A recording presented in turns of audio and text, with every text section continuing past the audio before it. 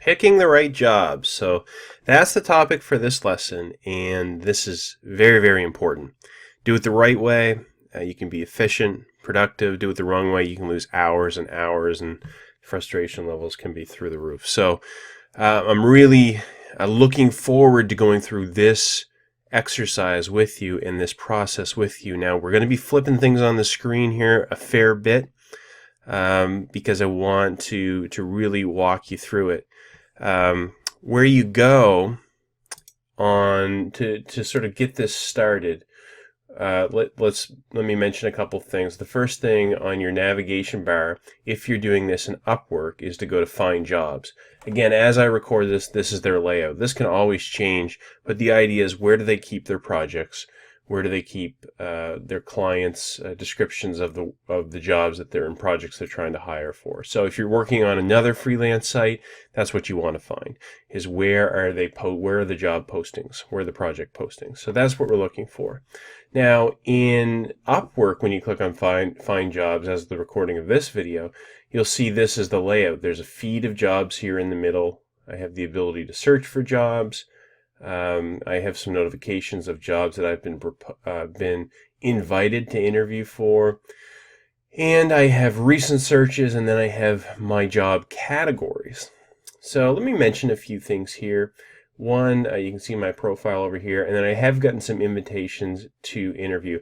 I will tell you that I have not been particularly excited about the types of jobs that I get offers to interview for. It's certainly worth paying attention to and responding to them, even with like a not interested or the various types of responses you can respond with.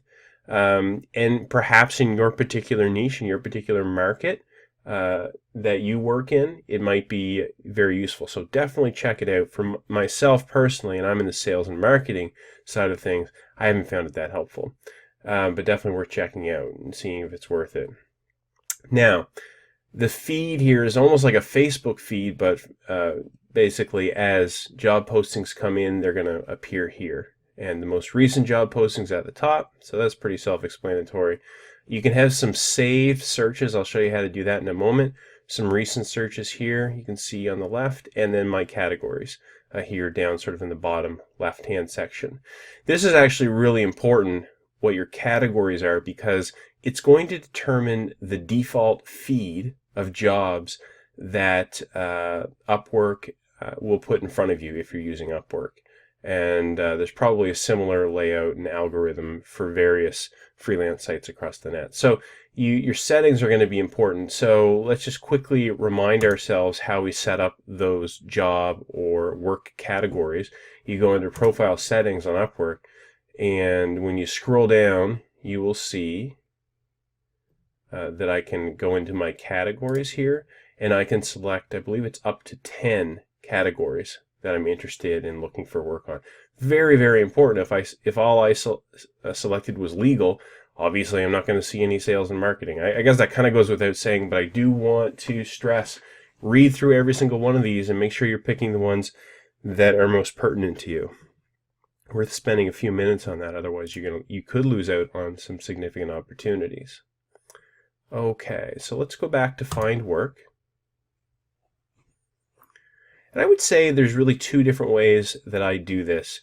One is I'll do a search. Sometimes for a while I was really into writing and writing scripts.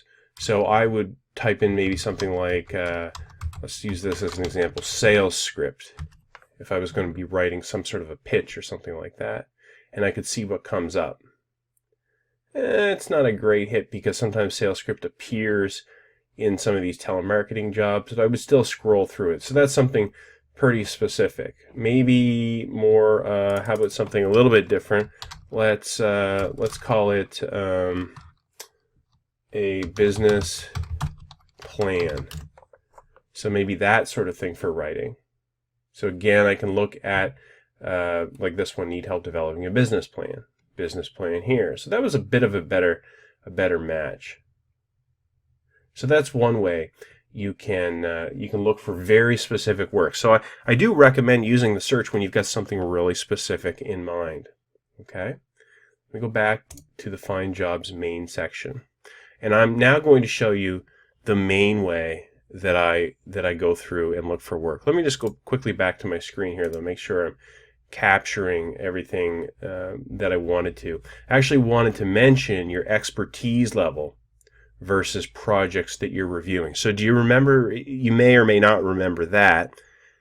I should have mentioned this when we were in the profile section. So I'll go back to profile, and under profile settings, you need to make sure that you have yourself set up as an entry level, intermediate, or an expert. So consider the categories of work that you're looking for. Would you consider yourself brand new at that, intermediate, or expert? I would encourage you to pick expert if you can at all. Now, if you feel that's dishonest or you're going to fail doing that, then okay, go in intermediate. I really don't recommend going entry level unless that's, absolutely your only choice here. Okay? All right. So that's important. So let's go back to find work. All right. And the way I start looking for work, and this is how I spend most of my time looking for work, is simply by browsing the My Category section. And it's a little bit weird how Upwork does it, because you actually need to come down to My Categories and click on one of the My Categories. And then you are presented with a whole new screen where you can kind of filter things in and out. You have subcategories, job type, experience level, client history. So all of a sudden you're given all these filters of how you want to look for work. So you're not searching it, but you're saying in this, show me everything that matches these criteria, which I have found to be more effective, and I end up seeing more that way. So let's do that. Let me show you what I would typically do. I have my category of sales and marketing, and that's where I'm in. So what I do is I check off all subcategories. Therefore, I'm going to get all of these. And then I can choose between hourly or fixed price. I'm actually going to keep that at both. And then here we go, experience level, entry level, intermediate, and expert. So it'll default to show you all three of these. But I almost always now, I only look at expert jobs. I like their expectations, I like the people that I get to meet in that, and I obviously like the money better. So that's what I'm going to look at. You can filter out client history. I tend not to do that because even though someone may have no hires and no ranking history, I still want to see what they're doing because it might be the perfect match for me. And it might be, I'm thinking back to one particular job that was a fantastic job. I got paid a lot of money. It was for script, doing some writing work. And it took some time to get through that job, but it was very, very good, and they had no hires history. Clay? Okay, so client info, I can check off these if I want. Previous clients and payment verified. That's not really something I worry about. You can have set a fixed price budget. So if you're looking for all the fixed price jobs, you can set this between 0 to 100. So if I'm not interested in working for less than $50, or this doesn't really perform very well, it has to refresh the page every time, but $100 or more, then I would set it there. I really don't worry about that. I still want to see what they are, even though I'm not going to do a job for 50. If it's a pilot project and there's ongoing work, I don't want to miss it because I filtered that out. And then project length, frankly, I don't worry about that one. And hours per week, I really don't worry too much about that one. These are ones you can play around with, but unless you're getting so many jobs you can't even read through them, I would recommend just leaving these to the default. Okay? So it might seem like I spent a lot of time doing that, but I do think that it's important.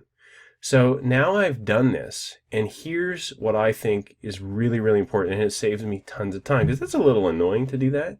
You can now save this search to your job feed, and it'll actually show up. Well, I'll show you in a second. So what I can do is click on Save This Search, and I would call it Sales and Marketing High Paying, because remember, I selected only expert level jobs, which are high paying jobs. I've already saved this, but what you would do is click on Add. And then when you come back to the Find Jobs section, you're going to see it right here, Sales and Marketing High Paying. So you may prefer to have 6 or 7 different saved searches if you want to focus on one thing or another. I prefer just to kind of browse through anything that I think might be good work. But if, for example, if I was only going to do writing for a while, or maybe business plan writing, I could do sales and marketing, business plan design, or business plan writing and have that as a search. I can be as specific or as general as I like. I like to be general so I don't miss any opportunities and then quickly browse through things that are relevant to me. You may want to have a really narrow search, totally up to you. And there's a good case to make for doing it both ways. All right, so saving your ideal search, that's important. Okay, we're going to talk about a few things here, and then we're going to go into some and look at them. So client location, their ranking, their hire rate, total spend, average hourly rate. You may remember we talked about that a little while back. And learning about your client is very important so you don't end up wasting a lot of your time.